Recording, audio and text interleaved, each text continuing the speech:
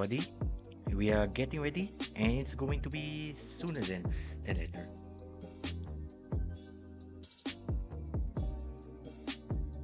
Yeah, so hello everybody, this is Daniel Suguwa, and today we are going to go live for the launches. So I hope you guys can be a little bit of patient there. We are almost ready.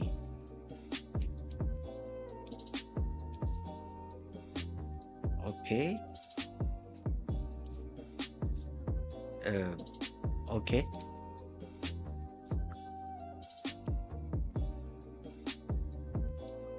Okay. So it's not going to be that long.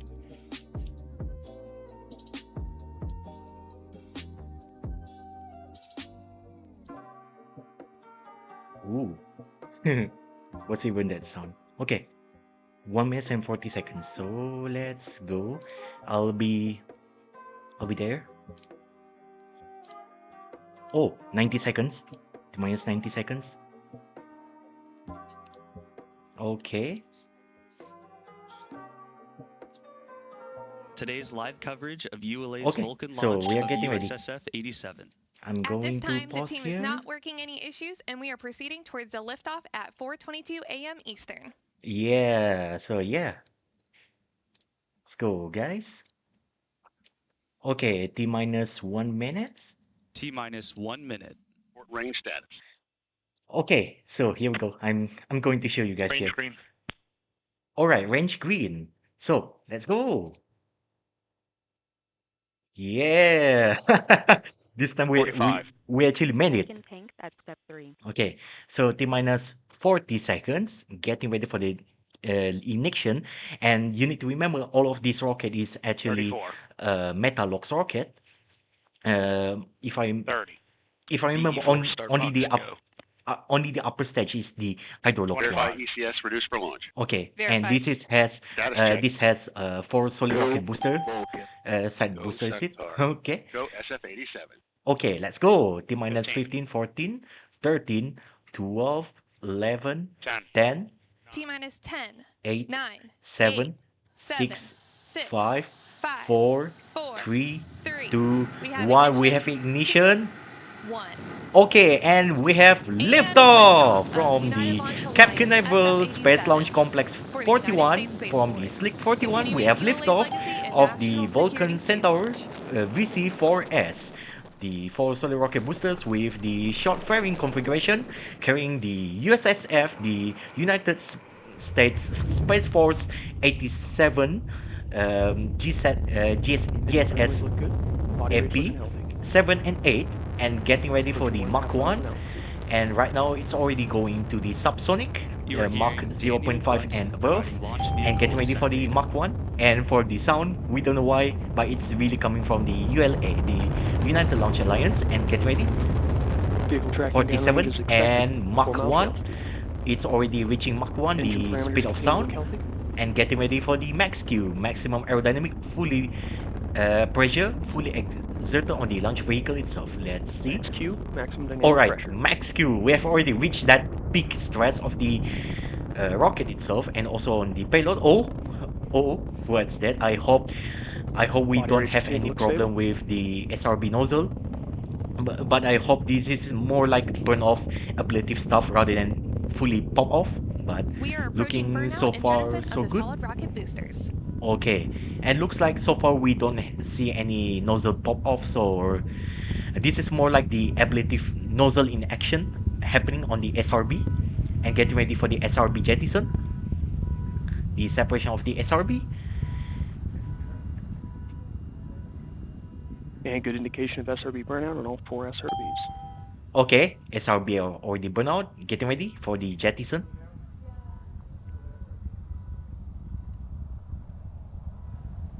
Alright. Here we go. We have SRB jettison of all Good of the indication 4 of SRB separation. of it attached to it, and Guidance enabled. it looks pretty Body rates good. return to 0. We just heard confirmation of solid rocket booster jettison. These additional Alright. motors augmented the thrust at liftoff to give Vulcan an Alright, extra so boost to reach here orbit. we can see And now, On the at the time very start itself. of launch, when we had that very bright exhaust plume from those Okay, four and SRBs, is as no most of longer these on the Vulcan launches, rocket. I The blue glow assume, from the not BE4 is going to assume, take this is over. mostly That blue glow is already. actually caused by our fuel choice, which is liquid natural gas, also known as methane. Alright. Those BE4s have Mhm. 550,000 pounds of thrust each, and then the GEM 63XLs have 460,000 pounds of thrust each, totaling up to about 3 million pounds of thrust at liftoff. Yeah, and at liftoff, the Vulcan Centaur vehicle Why weighed about that sound, I'm 1.7 not million sure. pounds, and now it's about half of that liftoff But weight. okay, So so here our we go. booster is going to continue burning with just the BE4s for the next little while. Our next major event is going to be booster engine cutoff. Alright, getting And ready then for at that the point, the two RL-10s on the center getting ready upper for stage the will take over, main engine each cut off after providing that, about 24,000 pounds of or thrust. booster engine cut off So in far, this the case ascent because phase of this mission, everything it has been nominal, inherited from and the second the. stage is getting ready to take over after stage SEP. Oh, Body sorry. rates continue to look healthy. Alright, so I think I've already found the reason why. It turns out that sound actually coming from the 120 miles downrange. 42 miles ULA at official altitude. website that Vehicle's actually traveling updates at and 6,000 whatnot. miles So per hour.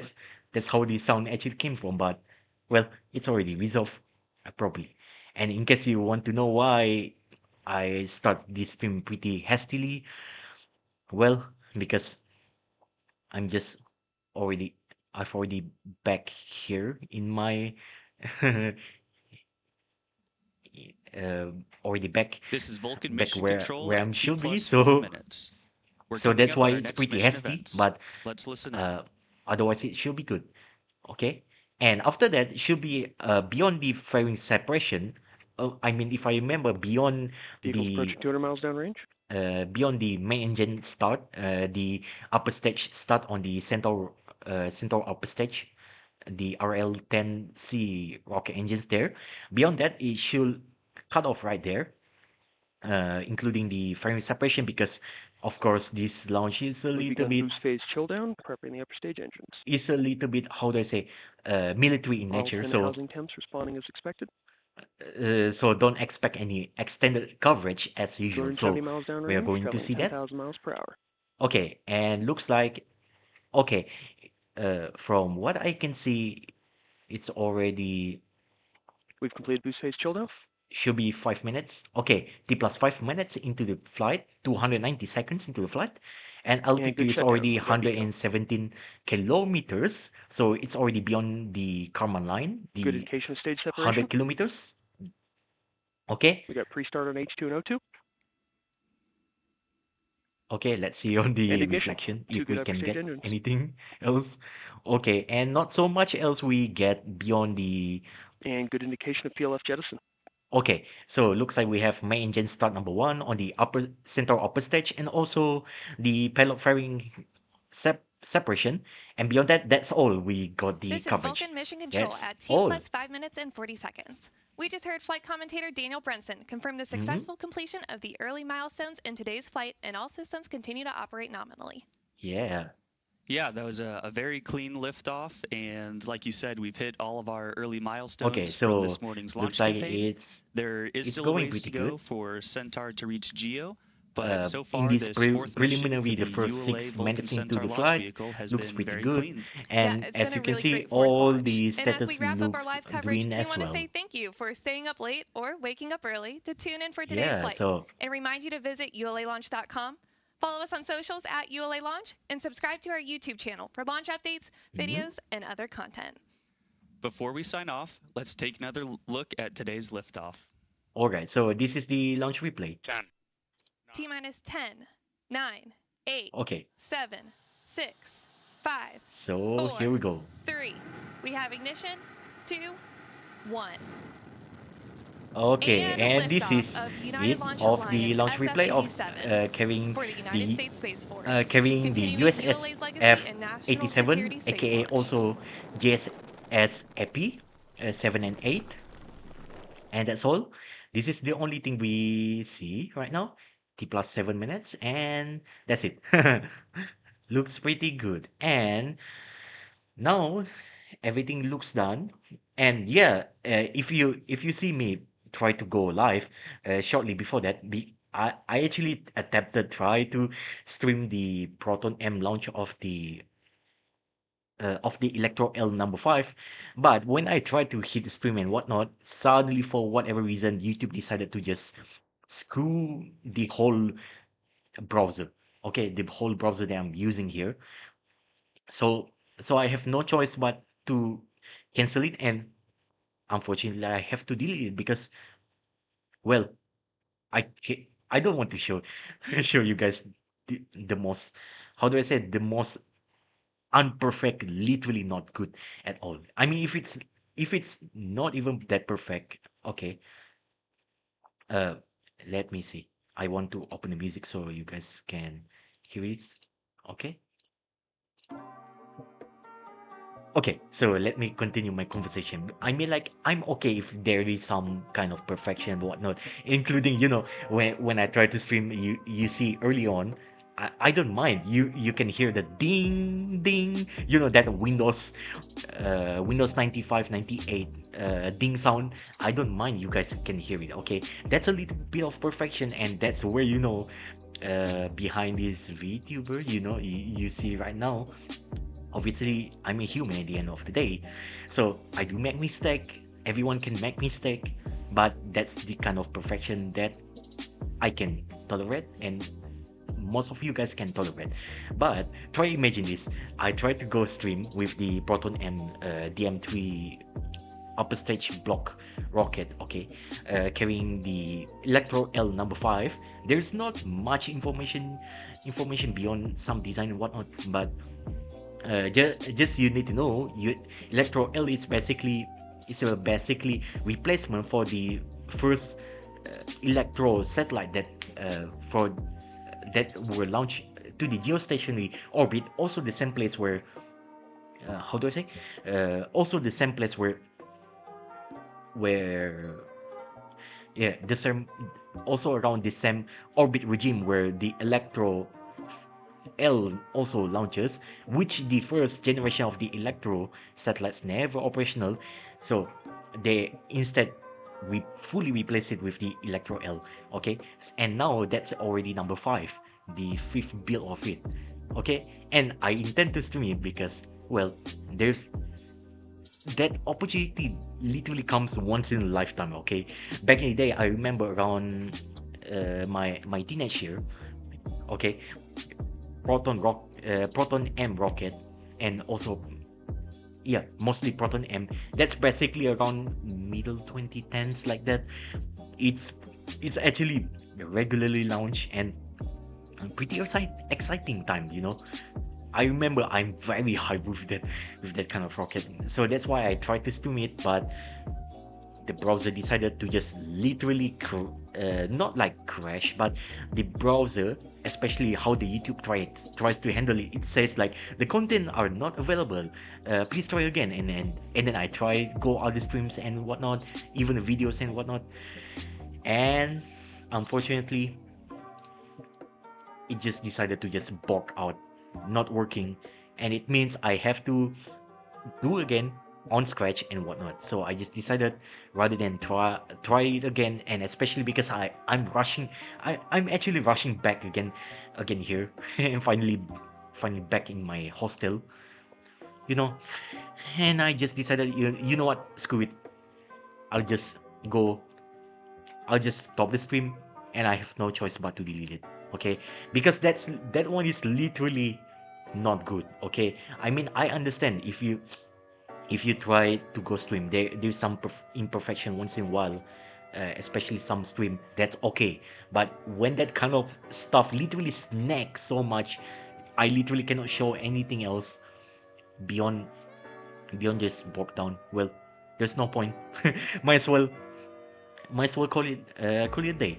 But it's okay, because from what I can see on the calendar, on the launch manifest, there is possibility that there's going to be another one around December, which will be launch Express AMU 4 communication satellites to the geostationary orbit around the same orbital regime where the Electro L also operated. And by the way, I need to tell you something, that Electro L is actually geostationary radar weather satellite there, similar to how Himawari and Watson operates there. That's basically it. Not much else you need to know about it, but yeah, but because I know some of you guys actually gone into trouble of trying to watch, trying to go it. Whoever actually watch, even whoever the first viewer that actually watch it, I'm very very sorry. That should not happen, but well, I'm way too busy around that time. So to redeem that time, let's go here. I'm going to show you guys the launch of the here. I'm going to show you the launch uh, of the Electro L number 5 launches on board about the Proton M. So I'm going to show you guys here just to redeem myself. Okay, let's watch the replay. Okay, so as an apology, I'm going to show you the replay. So no problem. There is no problem here. Okay, let's see where that could be. Okay, 13 minutes, I believe, should be around this time. Okay, see the weather around this time in the Baikonur Cosmodrome area located in Kazakhstan. As you can see, it's pretty wintry. It's still pretty wintry, yeah, because obviously it's still winter time. It's looking pretty beautiful, pretty snowy white here. And I think I'll try show you. This is the close-up. How does it look? Okay, and let's see, does it show the aerial? Okay, so this is the close-up view. Okay, let's see, are there any aerial stuff? Yes, you can see. This is the aerial stuff of the Electro L, of the Proton M, and also the launch site surrounding it. If I remember, if I remember correctly, it's actually site 81/24. And also, if you see, even they sound pretty borky there. Let's say maybe maybe the sound here overpowering the mic. I'm very sorry. But okay, let's try go skip here. Skip to the launch. Okay.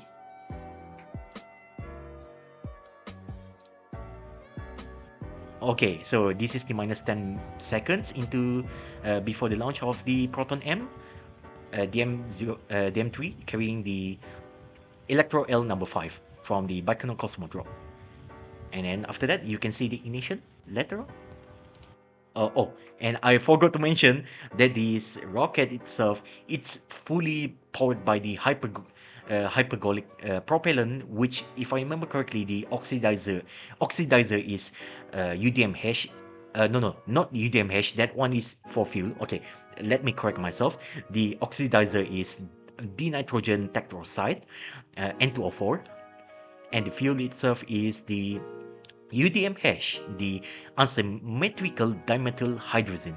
So when these two combine together, it can spontaneously ignite and fully fuel and also lift off the rocket itself. It can ignite without the igniter, and of course, because as the name suggested, there is nitrogen in that site. You know, it's going to be pretty extremely toxic, and even the hydrazine name itself also pretty toxic. So you don't want to get very near to this rocket, let alone even being around this surrounding until maybe until possibly at minimum maybe 6 minutes after the liftoff, because this rocket is pretty toxic.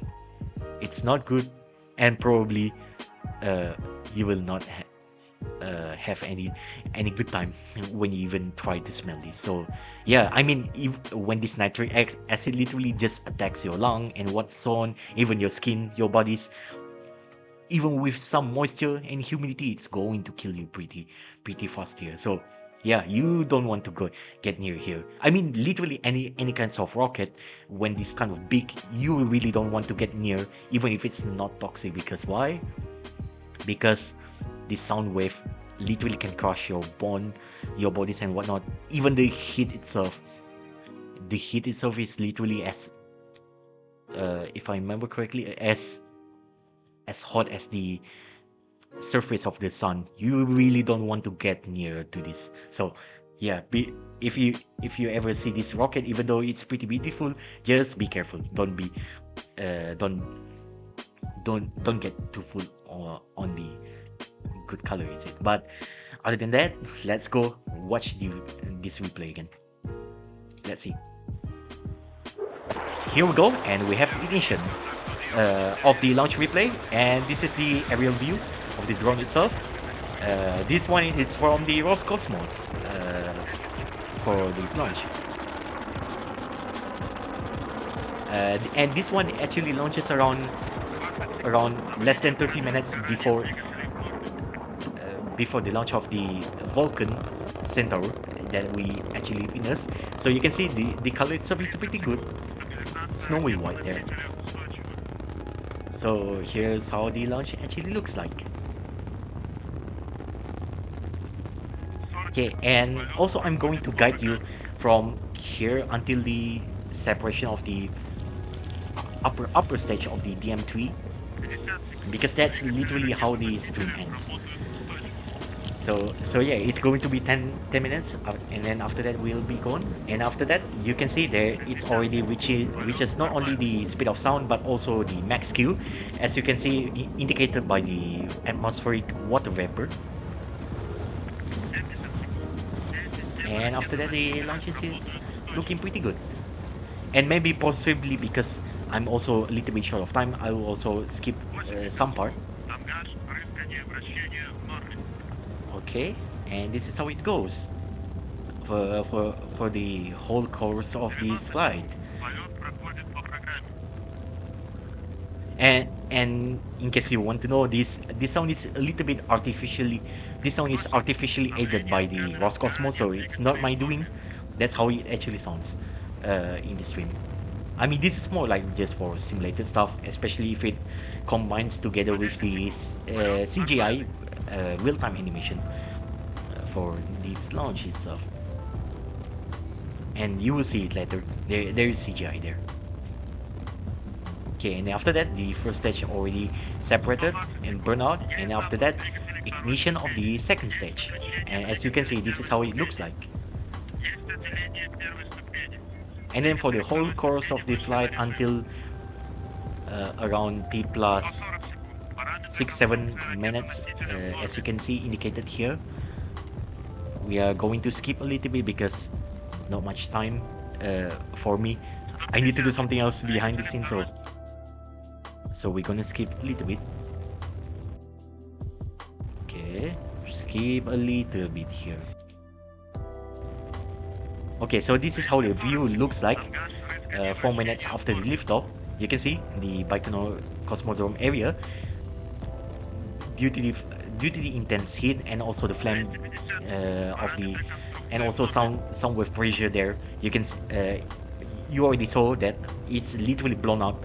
It literally melts some of the snow, leaving some burn mark and whatnot, but that's pretty normal in this flight. And I will try to skip on the non-interesting stuff. Yeah. So this is how it looks like. Okay, and after that, second stage will second stage separated, and then third stage already done its start its job, and after that, not long after that, is the fairing separation.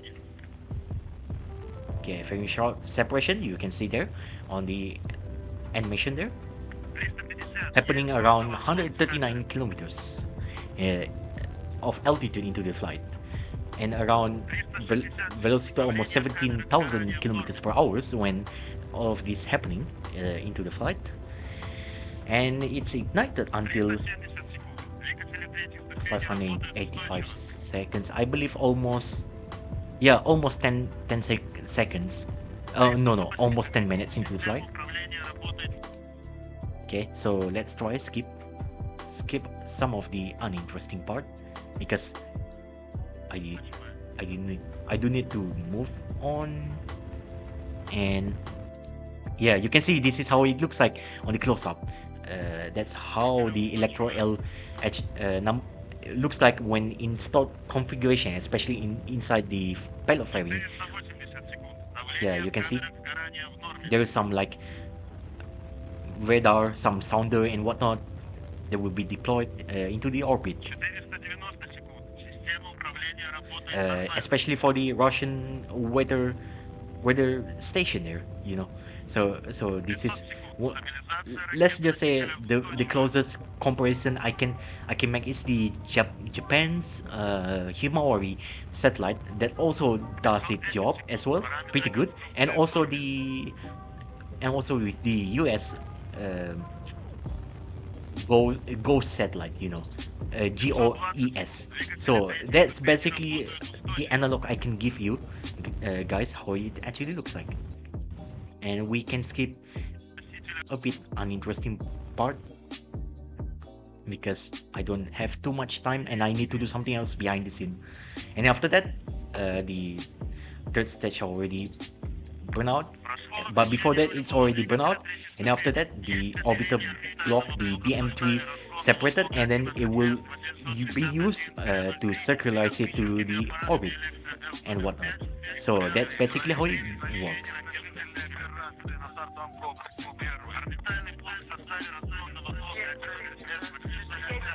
And it's separated around 199 kilometers, or aka around 200 kilometers of the altitude, with the velocity of the 26,320 kilometers per hour. So that's it.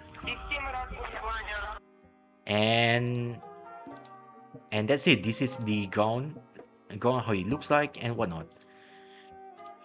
Okay, this is the ground. They are checking in of the launch pad after the launch itself, and as you can see, even though they are, even though some of them literally just wear like this, but you know it's a little bit of toxicated area, so they have to suit up a little bit.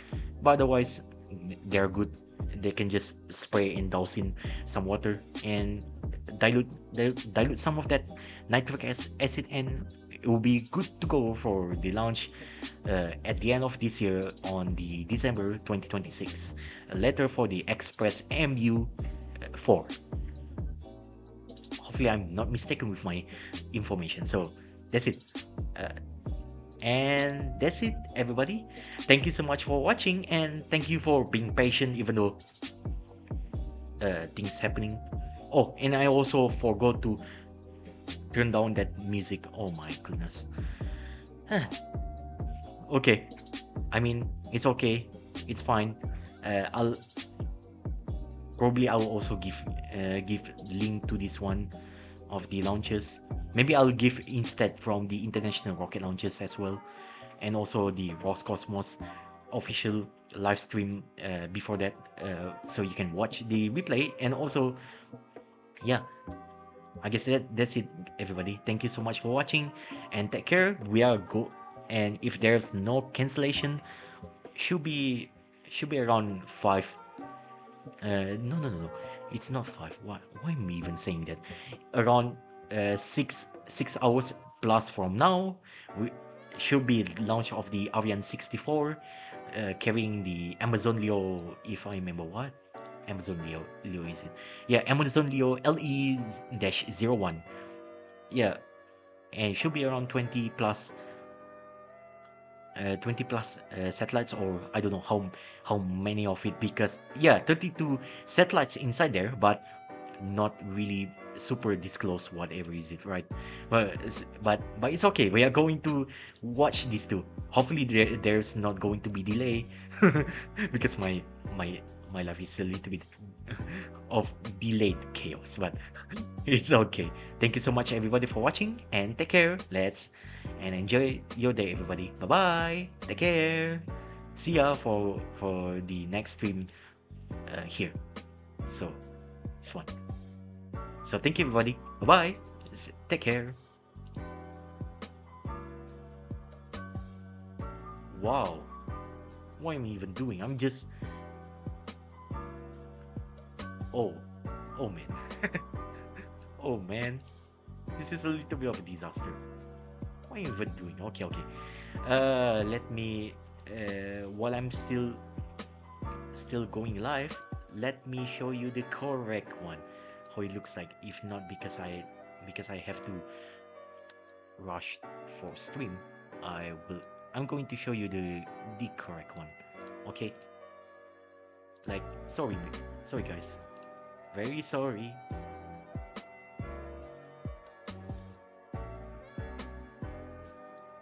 Let me show you. Let me show you how it's supposed to look. Yeah, should be empty inside the stream. Okay. So this is how it actually looks like. Okay. So very sorry. I'm going to update it with the correct one. Okay.